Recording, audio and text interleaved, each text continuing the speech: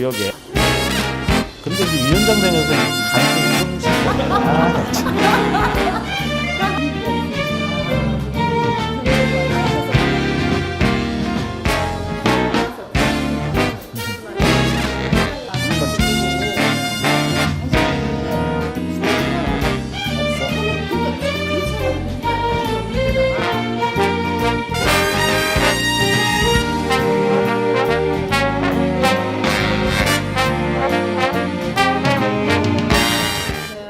지역위원장 임명을 축하드립니다. 네. 소감을 한마디 해주세요. 네, 고맙습니다.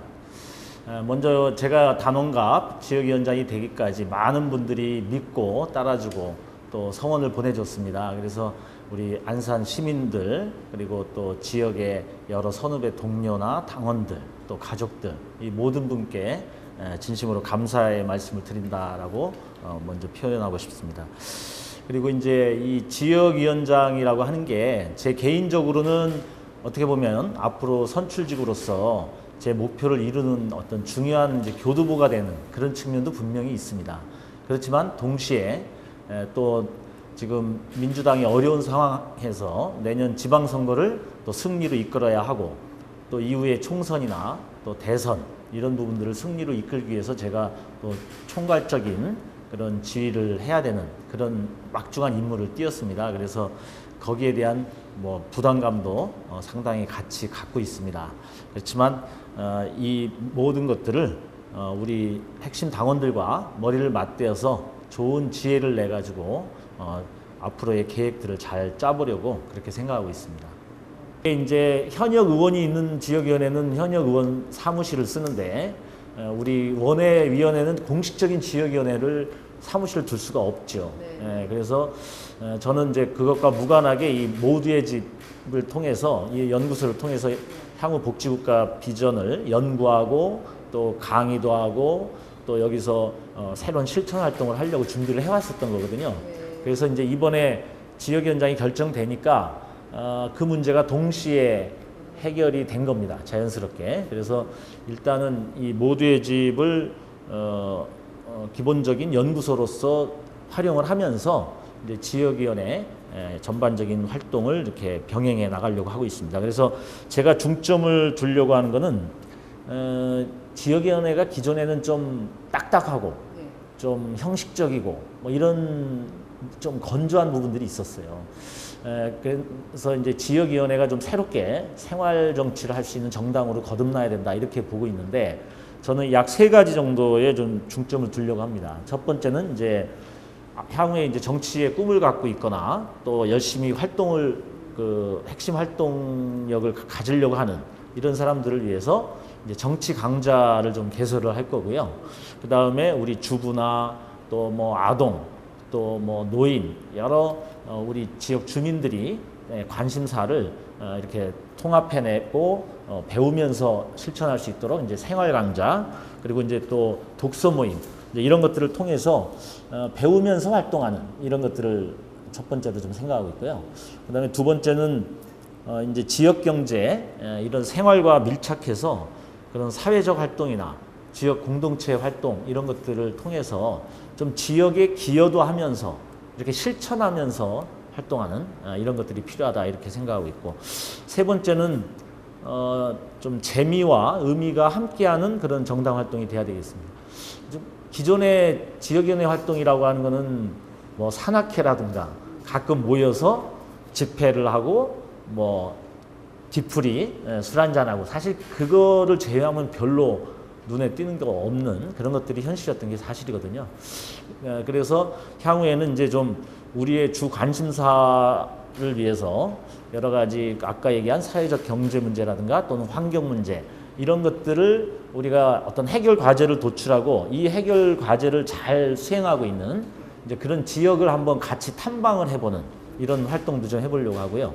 그 다음에 봉사 활동도 막 이렇게 딱딱한 그런 것이 아니라 우리가 좀 그 봉사 과정 자체가 스스로 재미있으면서도 많은 분들에게 도움이 될 수 있는 그런 봉사 활동. 그 다음에 좀 체육 레저 활동도 좀 더 세련된 그런 프로그램들을 마련해가지고 그렇게 해보려고 합니다. 그래서 이런 3가지의 중점을 둔 좀 활성화된 지역위원회 활동을 해보겠습니다. 네. 네. 일단 이제 저희가 일반 조직이 아니라 당 조직이니까 아무래도 좀 중점을 두려고 하는 거는 이제 당 정체성이 좀 중요하고요. 그 다음에 하려고 하는 의지, 열의, 이제 이런 거. 그 다음에 또 동료가 우리 같은 이렇게 당원 간의 좀 분열적 요소보다는 이렇게 좀 화합하려고 하는 어떤 그런 자세, 이제 이런 세 가지 정도가 좀 중요한 기준이 되지 않을까 제 나름대로 좀 생각을 해봤습니다. 그래서 향후에는 이 대의원이나 이제 운영위원회 이제 이런 구성을 할 때 오랫동안 당을 지켜오고 열심히 해온 분들이 우선적인 예우를 당연히 받아야 될 것 같고요. 그러면서도 이제 또 청년 대학생을 비롯한 또 새롭게 참여하려고 하는 열의를 갖는 분들을 잘 발굴해 가지고 또 좀 적극적으로 참여를 시키려고 합니다. 그래서 이 과정에서 뭐 어떤 부분을 너무 정치적으로 의도적으로 배제한다든가 이런 것이 아니라 큰 틀에서는 포용과 어떤 그런 원칙을 갖는 구성을 하려고 하고요.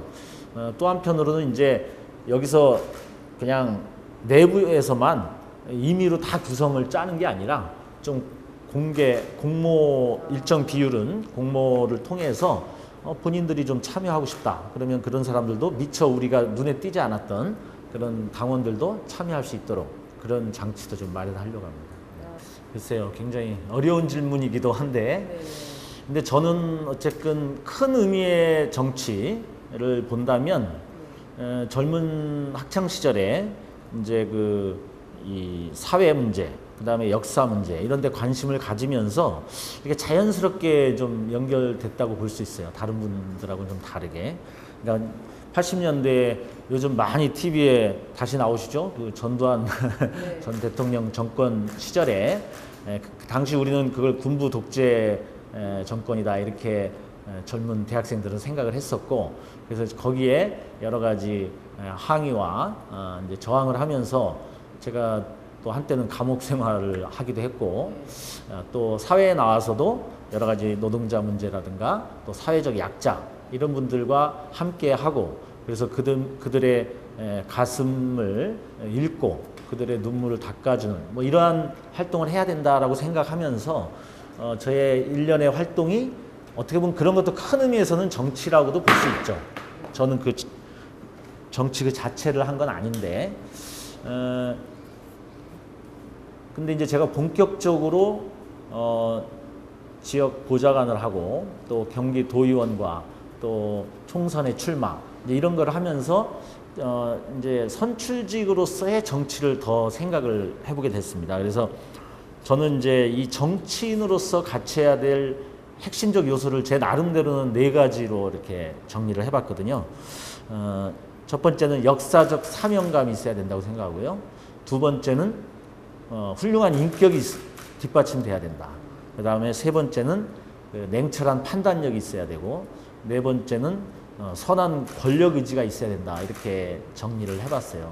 그러니까 이런 역사적 사명감이나 좋은 인격, 그 다음에 이런 판단력 이런 것들이 없게 되면 실제 우리 유권자나 그 국민들에게 자칫하면 여러 가지 피곤하게 그들을 할 수 있고, 잘못하면 또 해를 끼칠 수도 있다. 저는 이렇게 생각을 하고 있습니다.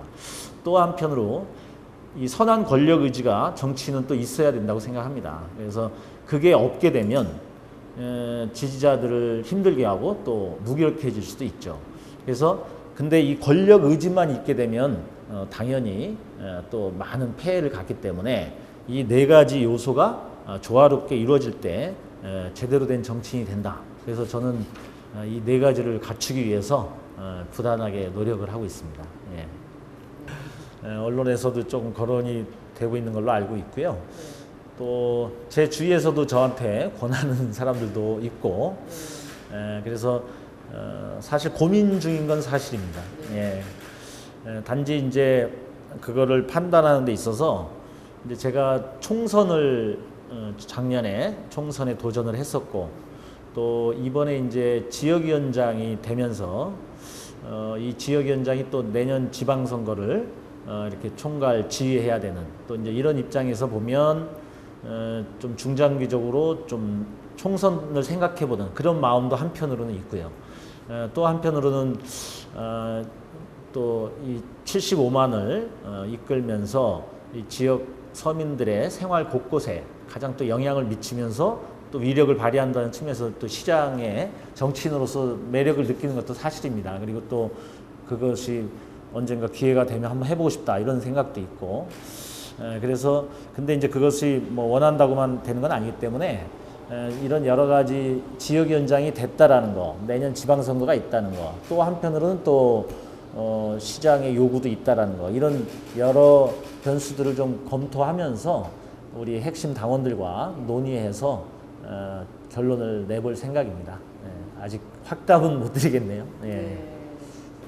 그래도 여지는 아까 앞에서 잠깐 얘기는 했지만 제가 이제 작년 이후에 새로운 또 다음을 준비하는 과정에서 제가 진짜 반드시 이것만큼은 이루어야 하는 나만의 과제가 뭐냐, 나의 우리 대한민국을 생각하는 어떤 고영인의 비전은 뭐냐, 이제 이런 것들을 고민하는 과정에서 저는 그 복지국가의 비전을 만든다라고 이렇게 제 나름대로 결론을 세웠습니다. 이거는 출발 지점은 이제 아까 얘기한 무상급식의 어떤 우리 보편적 복지를 통해서 우리 국민들의 생활이 실제 단계별로 태어나서부터 교육받고 취직하고 또 아플 때 또 나이 들어서 이런 일생의 여러 가지 모든 단계별로 가장 어떤 행복한 삶의 조건을 만드는 게 결국은 우리 정치가 해야 될 가장 중요한 요소라고 보고 있거든요.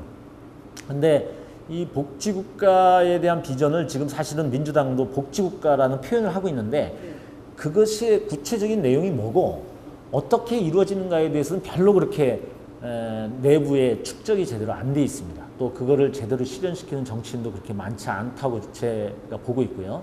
그래서 지금 그 부분을 굉장히 연구하면서 북유럽의 나라들도 제가 연구 토론하고 또 서울의 여러 사람들과 함께 계속 공부를 좀 하고 있습니다. 그래서 그 공부를 하던 과정에서 제가 이제 연구소를 내서 해야 되겠다. 그래서 그 연구소의 이름은 당시 이제 북유럽을 보다 보니까 스웨덴의 그 1932년에 이제 한손 총리라고 있었는데 이분이 그 복지국가를 기획하면서 이 국가는 모든 국민의 집이 되어야 된다. 이런 것을 모토로 내세웁니다. 그러니까 한 명도 소외됨이 없이 가족처럼 보살펴야 된다. 근데 그 말이 굉장히 와닿았어요. 그래서 그렇다면 우리 그 복지국가라고 하는 거는 단순히 뭐 어려운 사람들한테만 좀 뭐 굶어 죽지 않을 정도로 이렇게 적선하듯이 하는 게 아니고 국가 전체를 국가가 강하게 개입을 오히려 해가지고 시장에만 맡기는 것이 아니라 이 국민들의 전반적인 생활에서 가장 기본이 돼야 하는 것들을 갖춰주는 거죠. 그리고 그 속에서 그것을 하기에 어려운 사람들은 더욱더 보살펴야 하는 거고요. 그러니까 우리가 가족일 때 공부 못한다고 해서 또는 장애가 있다고 해서 우리가 소외시키지 않지 않습니까? 그러니까 그 모든 국민들을 그렇게 보살펴야 된다는 거죠. 그래서 저는 이제 그걸 그러면 국민의 집이 돼야 된다. 국가는. 그러면 안산 시민 모두의 집이 돼야 되고요. 우리 공동체는 공동체 구성원 모두의 집이 돼야 된다. 이렇게 생각을 하게 된 거죠. 그래서 이 공동체와 안산과 국가까지 다 생각하는 그걸 꿰는 개념으로 그래서 제가 이제 모두의 집이라고 이렇게 명명을 한 거고요. 그래서 이곳에서는 그런 복지국가 비전에 관한 이제 연구 또는 토론, 여러 가지 강의 이런 것들을 개설을 해서 많은 사람들이 그 공감대를 갖고 대안도 만들고 또 그것을 가지고 이제 제가 지역위원회 활동을 하면서 여러 가지 지역의 사회적 경제의 실천 활동도 하고 이제 이렇게 해서 연결을 할 생각입니다. 그래서 제 나름대로는 공부와 함께 또 이제 강의도 좀 해볼 생각이고요. 네, 안산 시민 여러분 안녕하십니까? 이번에 새로운 당원갑 지역위원장으로 된 고영인입니다. 우선 민주당이 지금 우리 안산 시민들이 보실 때 지난 총선이나 또 대선 과정에서 많이 실망시킨 것도 있고 또 우리 민생 문제를 보다 철저하게 해결되지 못해서 또 질책을 주시는 것도 있다 이렇게 알고 있습니다. 그래서 저도 많은 책임감을 느끼고요. 그렇지만 이제 민주당이 어쨌든 서민과 중산층을과 함께하는 정당이기 때문에 저도 위원장으로서 함께하면서 앞으로 서민들의 눈물을 닦고 그들과 함께 소통하고 새로운 비전을 만들 수 있도록 노력하겠습니다. 이런 민주당이 최근에 여러 가지 민주주의 회복과 국정 개혁을 위해서 또 장애로 나오기도 하고 그러면서도 또 한편으로는 갑과 을 사이에 을을 지키기 위한 여러 가지 또 시도도 하고 있습니다. 어쩔 때는 그 방식이 시민들 보실 때 또 불만족스러운 부분들이 있다 하더라도 저희들의 이러한 노력을 좀 더 진정성 있게 봐주시면 고맙겠다 이런 말씀을 드립니다. 그리고 저 고영인 안산에 하여간 새로운 제목이 돼서 우리 시민 여러분께 제 역량을 제대로 쏟아내서 좀 더 시민과 함께하는 그런 훌륭한 정치인이 될 수 있도록 우리 시민들께서 좀 저를 잘 지켜봐 주시고 격려하고 키워주셨으면 고맙겠다 이런 말씀을 드립니다. 네, 감사합니다.